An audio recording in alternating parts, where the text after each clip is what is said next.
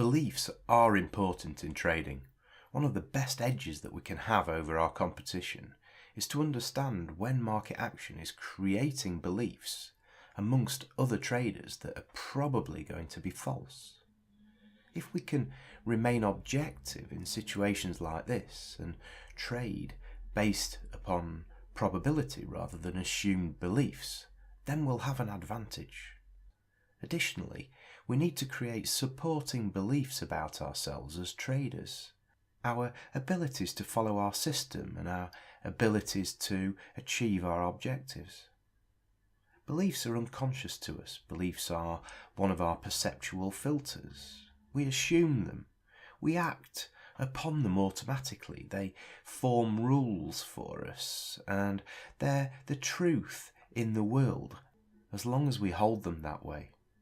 They colour our perception of ourselves and the world. We can learn to understand when we're assuming beliefs, which beliefs we hold, and we can alter them if they don't support us. Does that sound useful? Here then is how to identify a belief. So whenever you say to yourself, I am, and then follow it up with something else, then that's a belief. Whenever you say, I can, or I'm able, or I can't, or I'm not able to do something, then that's a belief as well. Whenever you say to yourself, this happened, therefore something else is going to happen, then this is a belief. Whenever you make a decision or you form an opinion about the end result of something, and it's not absolutely guaranteed, then this is a belief. Whenever you could add in the phrase, I believe that, this is a belief. For example, I believe that I can make a good living in trading. I believe that the market is going to peak and then go down. That's a belief. Some beliefs support us and others don't. So if you said, I can do something, then that's a supportive belief. I can't, or I'm not able to do something, is obviously unsupportive. As I mentioned before, beliefs are unconscious to us most of the time. We gradually form a belief as we gather evidence for something.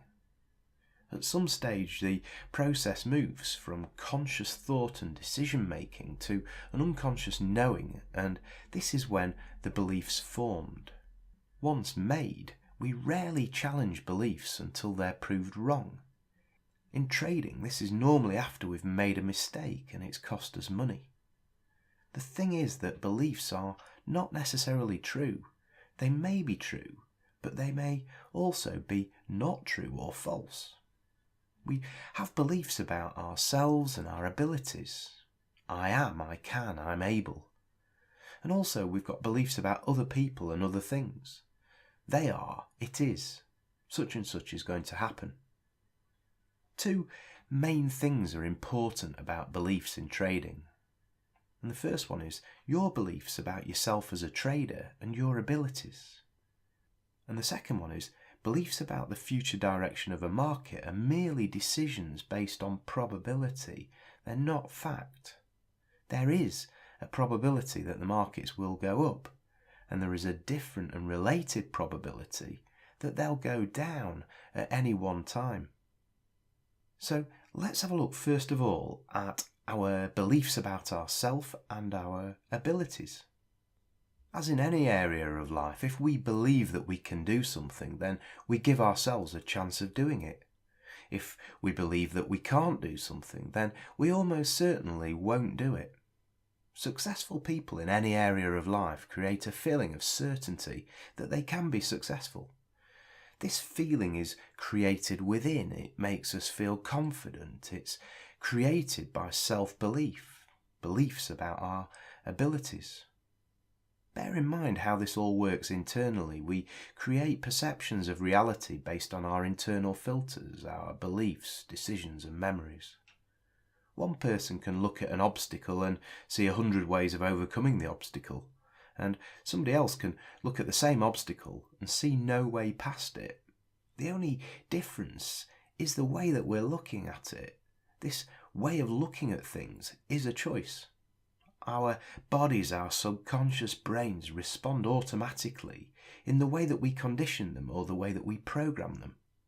We condition and program our bodies and minds through our conscious thinking and language. We love to be right. Our subconscious brain will seek ways to ensure that our desires are fulfilled and that we are right. If we become certain of our ability to overcome a problem, then our subconscious will seek solutions. We will get thoughts as to what we could do to solve the problem. We'll start taking action, learning from mistakes, and we'll get better and better at what we're doing until we achieve our objective. This will make us right. So we'll say to ourselves, I could do that thing, I was right, I could overcome that problem. This makes us feel better about ourselves, and the subconscious mind takes note of this and gives us more of what we want. If we don't think that we can overcome a problem, then we may not even explore ways to overcome it. Our brain switches off to the problem and starts focusing on other things, on doubts and worries and things like that. And when we attempt to do something that we think that we can't do, then subconsciously we're only proved right when we're unsuccessful. I couldn't do it, I was right. This makes us feel better. The subconscious brain takes note of this and gives us more of the same, more doubt, more worry. It says, here you go, this will make you feel better. The subconscious brain controls the body, and it determines our heart rate, our breathing, whether we act in flowing motions or hesitantly. If we think that we can or we can't do something, then our subconscious brain and our bodies will help us in being right about that thing. If we think that we can be successful as a trader, then we can. If we think that we can't be successful, then we get doubts and worries, and eventually we'll be proved right. And I hear some trainers saying, well, don't think that you can achieve more than 100% annual return from trading. You can't. Well, actually, they're wrong. You can. Lots of people do it. If they assume that belief, then they'll be proved right about it for themselves. I achieved 99% return this year, they'll say, and this is the best that I could possibly do. See, I was right. That's what they'll say to themselves, and other people who believe that their trading returns are potentially limitless will find ways to prove that they're right. So, which is the best belief for us to have? Some traders develop a belief that they can't stick to their system. They sit at their desks and they just hope that they can stick to the system, but deep down they don't believe that they can. So what happens next? Well, they end up taking trades that are not part of their system and they lose money. See, I was right, I can't stick to my system. If I had, then I'd have been profitable. And this creates a temporary feeling of positivity, soon to be replaced, though, with regret and probably guilt. Some traders believe that they'll fail and go bust. Well, guess what? They'll keep doing the same things and making the same mistakes until they're proved right. So take a moment now to think about and write down some of the beliefs that you have about trading and about your abilities as a trader. Write a list. Be truthful, be honest. So complete the following statements and answer the following questions. In terms of trading, I am. So, what are you? And in my trading, I believe that I'm going to. What are you going to do? In terms of trading, I can. What? What can you do? In terms of trading, I can't. What is it that you can't do? In terms of trading, I believe. What do you believe? Write a list of the things that spring to mind as you answer that question to yourself. Here's another question for you. Do you have a profitable system? How do you know that it's profitable? Some more questions. Are you able to stick to your system? If not, then why not? What problems do you have in your trading? What are your strengths and what are your weaknesses in trading?